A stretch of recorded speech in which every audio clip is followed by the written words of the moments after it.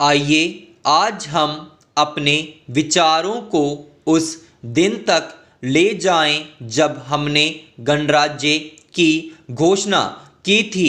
अपनी विकास की योजनाओं के संबंध में हमने वास्तव में काफ़ी प्रगति की है, परंतु क्या हम भारत के सब नागरिकों को दरिद्रता, अभाव तथा कष्ट से मुक्त करा पाए हैं?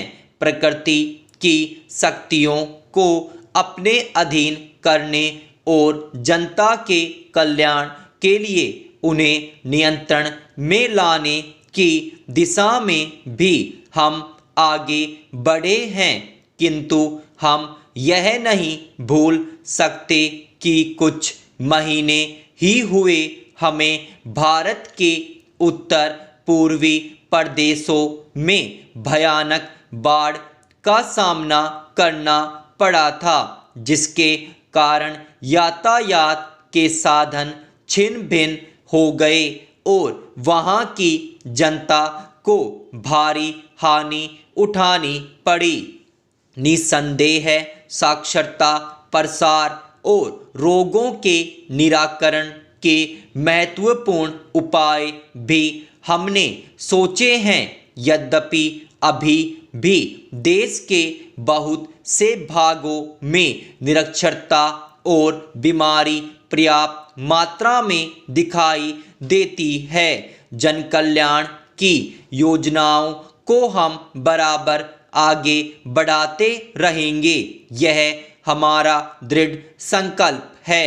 इसमें संदेह नहीं किया जा सकता। इन योजनाओं के पूरे होने के संबंध में जो प्रयास अब तक किया गया है, उससे भी हमें असंतुष्ट नहीं होना चाहिए।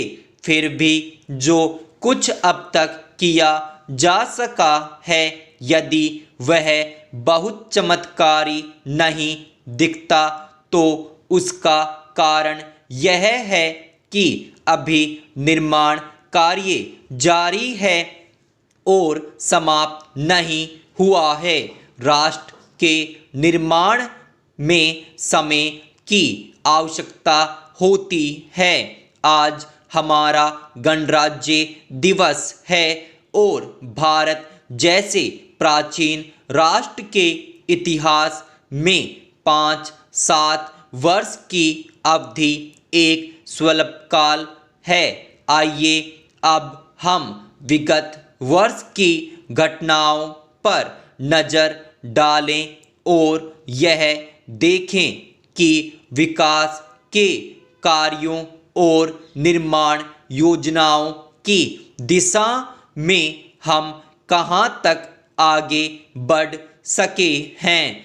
यदि मुझसे यह कहा जाए कि बीते वर्ष की घटनाओं का वर्णन मैं एक वाक्य में करूं, तो मैं कहना चाहूँगा कि संविधान में दिए गए निर्देशों के अनुसार हमने समस्त राष्ट्र के साधनों को ऐसे ढंग से जुटाना आरंभ कर दिया है जिससे यह स्पष्ट हो जाता है कि भारत में कल्याणकारी राज्य की स्थापना का श्री गणेश हो चुका है।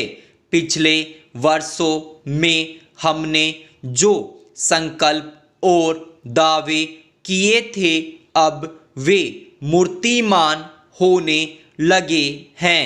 इसलिए अब यह समझना कठिन नहीं है कि राष्ट्र किधर जा रहा है और आगामी 10 या 15 वर्षों में हम किस स्थिति में होंगे।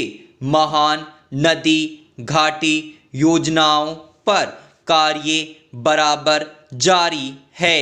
इनमें से एक योजना भांगड़ा नंगल योजना से बहुमूल्य पानी और बिजली पंजाब पेप्सू तथा राजस्थान के भागों को मिलने भी लग गई है।